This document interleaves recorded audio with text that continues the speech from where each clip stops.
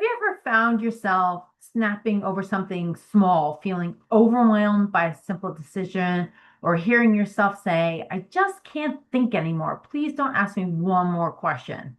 And then you wonder, why can't I handle what used to feel so easy? And every time you interrupt that strain, or you interpret that strain as weakness, you lose a little more trust in yourself. And if that invisible pattern continues, the next 10 years can begin to look a lot like the last 10, only with more exhaustion, more resentment, and less capacity available to change course.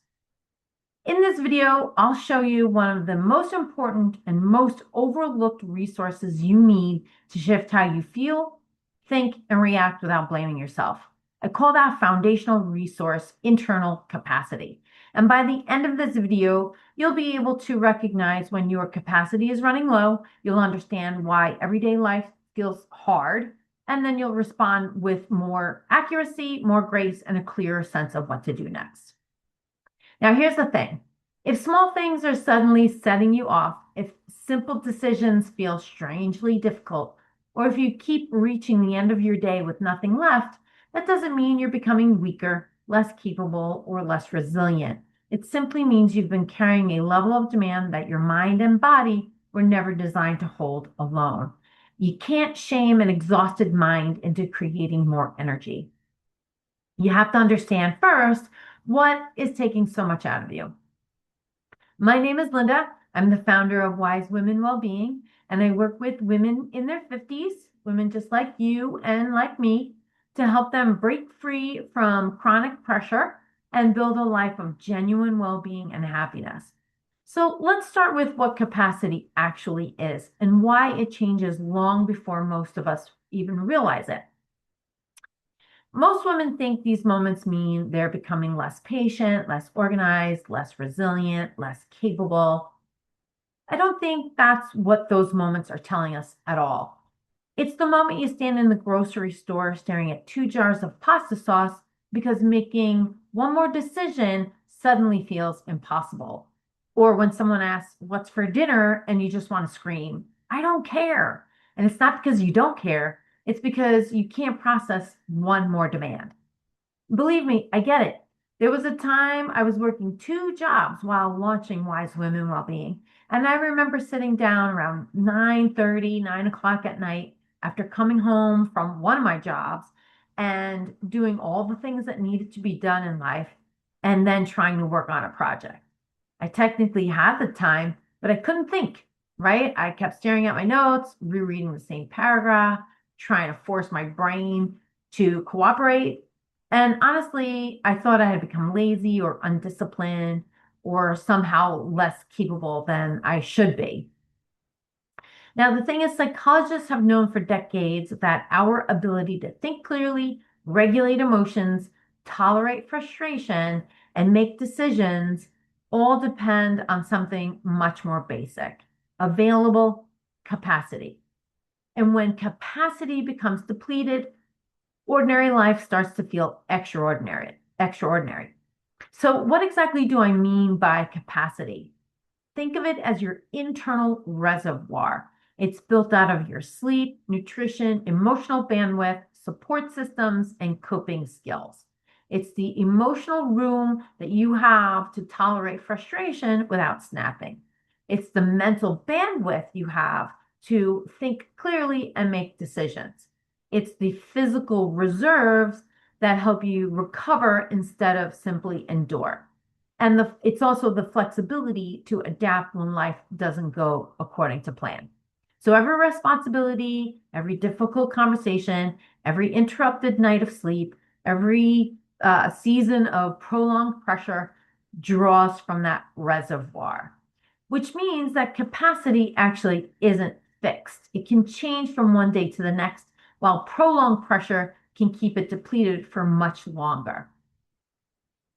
Now, one of the biggest mistakes we make is measuring our capacity by what we can handle on our very best day. When, we've had a great night's sleep, we've eaten well, or we're on vacation, a day where nothing goes wrong. But life isn't lived on our best days. It's lived on ordinary Tuesdays.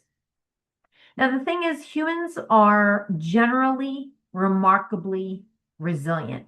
We can handle a load that vastly exceeds our capacity for a short burst. So think about a frantic week where you're finishing a major project or you're dealing with family emergency. In those cases, for those short periods, we can bend, not necessarily break.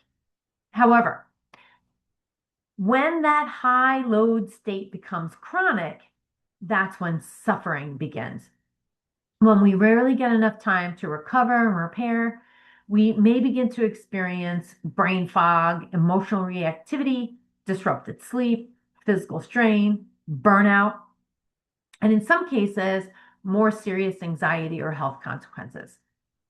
I talk about this pattern in my video called The First Thing to Do When Your Life Feels Like Too Much, where we discuss a 5-minute reset to interrupt that pattern.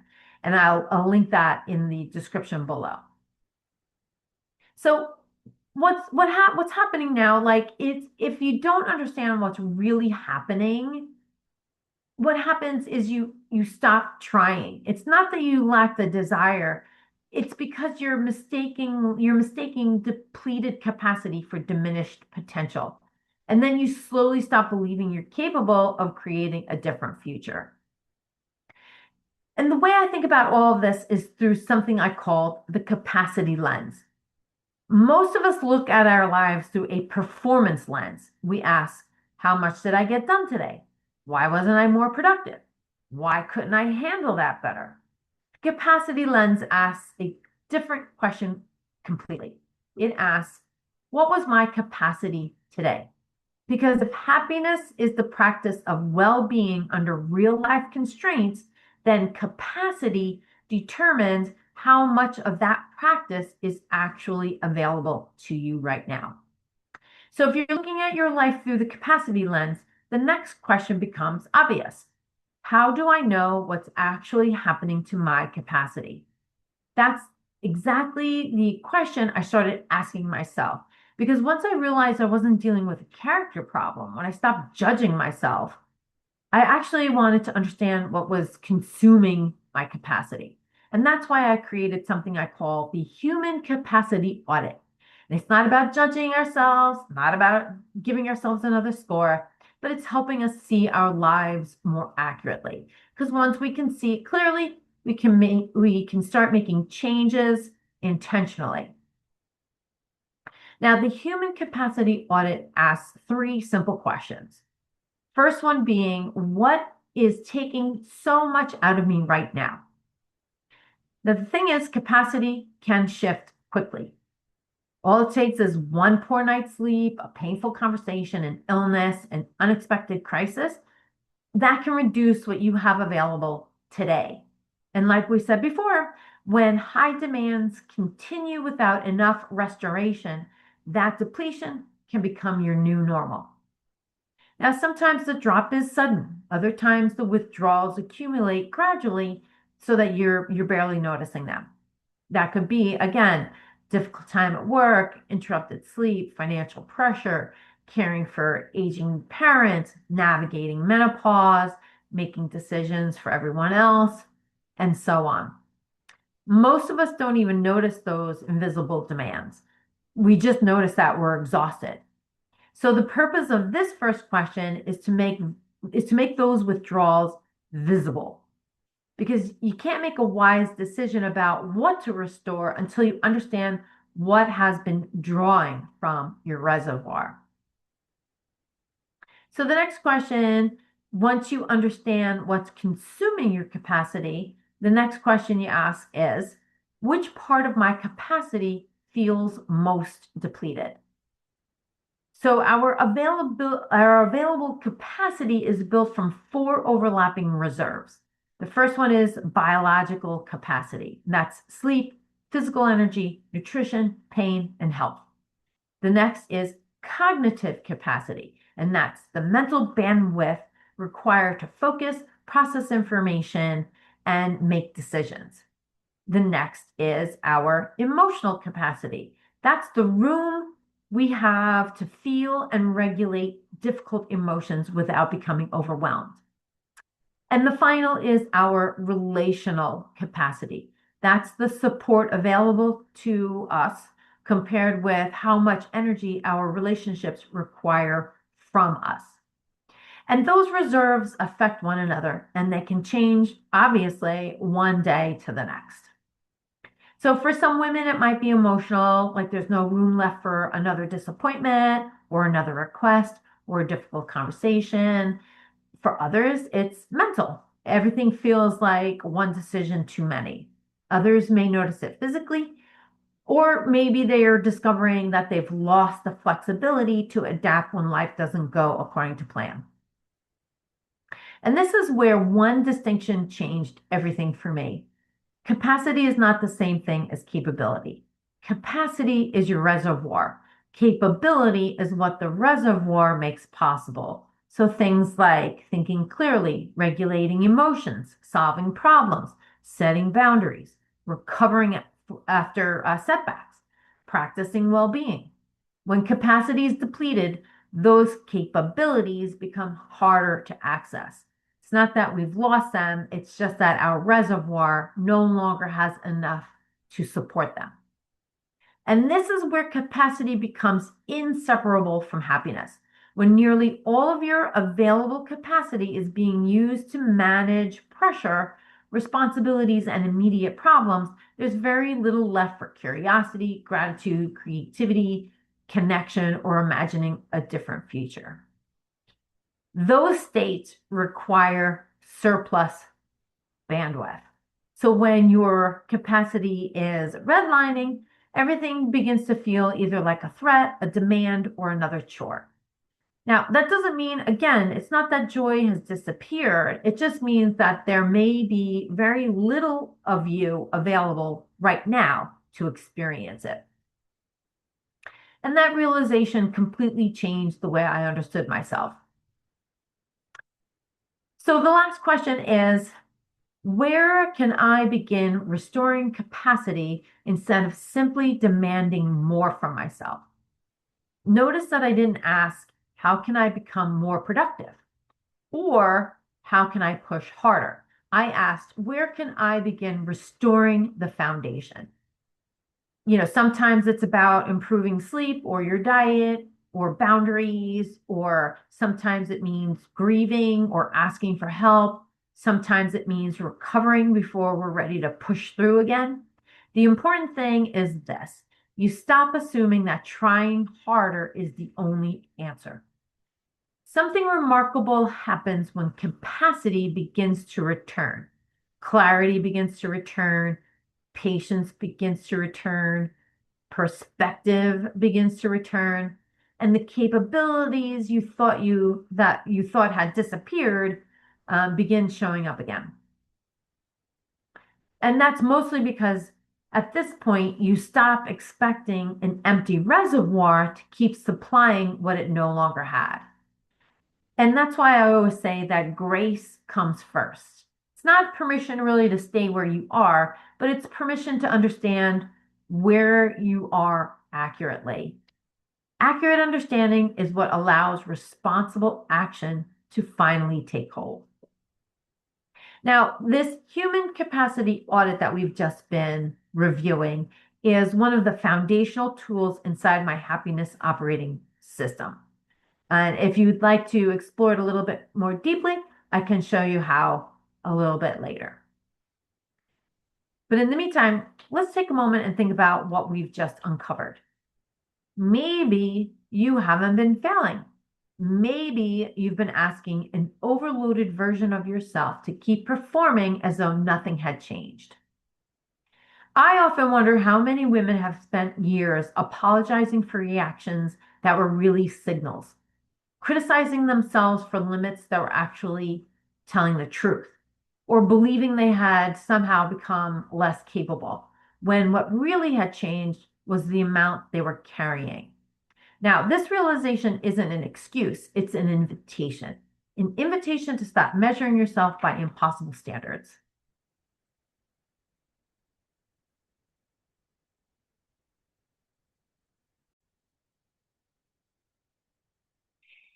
It's an invitation to respond with greater accuracy instead of greater self-condemnation. Because when we understand what's really happening, something interesting begins to change. We stop wasting precious energy fighting ourselves, and we can finally begin using that energy to rebuild what has been depleted. This is why I believe happiness isn't about forcing yourself to feel positive all the time. It's about learning how to practice well-being from the reality of where you are today. Not from where you were 10 years ago, and certainly not from who you think you should be, but from the woman you are today. And that is actually where real hope begins. So before we go any further, I'd like you to try something with me. Don't try to change anything. Don't fix anything. Just notice. Take a moment and take a slow breath and ask yourself one simple question. What has today already asked me to carry? Not this week, not this year, today. Maybe you had a difficult conversation. Maybe you had interrupted sleep. Maybe you're worried about money. Just notice what that all is about. And then ask yourself one more question. Given everything I've already carried today, does the way I've been judging myself actually make sense? You don't have to answer that perfectly. Just let yourself consider it. Because sometimes the greatest act of self-leadership isn't pushing yourself harder. Sometimes it's finally telling yourself the truth about the weight you've been carrying. So if today's conversation has helped you see yourself a little differently, don't let it end here. You don't have to keep trying to figure this out by yourself, and you don't have to keep measuring yourself against impossible standards. There's another way to navigate this season of life, one that begins with understanding yourself more accurately and treating yourself with greater grace, and then leading yourself from there. When you stop fighting yourself, you finally have more energy available to build the life you're actually trying to create. So let's look at where we've traveled today. We began with a question that so many women ask themselves: what's wrong with me? But through the capacity lens, we discovered a different possibility, that maybe what we're experiencing isn't a character problem, it's a capacity problem. Now, we've explored the hidden infrastructure of well-being and why capacity comes before capability. If your reservoir is running low, even your greatest strengths become harder to access. Again, it's not that you've lost them. It just means that they don't have the support they need right now. Now, I know this may feel like a lot to take in. Just remember, you're not here to overhaul your life today. You don't have to solve every source of pressure this week. You just have to start noticing your life through a different lens. Again, accurate understanding always comes before lasting change. And remember, grace first, responsibility next. That's how we begin creating lasting well-being. If today's conversation brought up a lot of recognition for you, but you're not quite sure what your own capacity is trying to tell you, I'd love to help you begin making sense of it all. That's why I created the Spark Reconnection sessions. It's a short, one-on-one private conversation where we can explore what's taking so much out of you, where you may be paying invisible taxes on your capacity, and what your next step might be. You'll find the link to schedule below if that feels like it's the next right step for you. Until next time, remember this: don't confuse today's capacity with tomorrow's potential. Take care of the reservoir, and you'll be surprised how many possibilities begin flowing again. Thanks for watching, and I'll see you in the next video.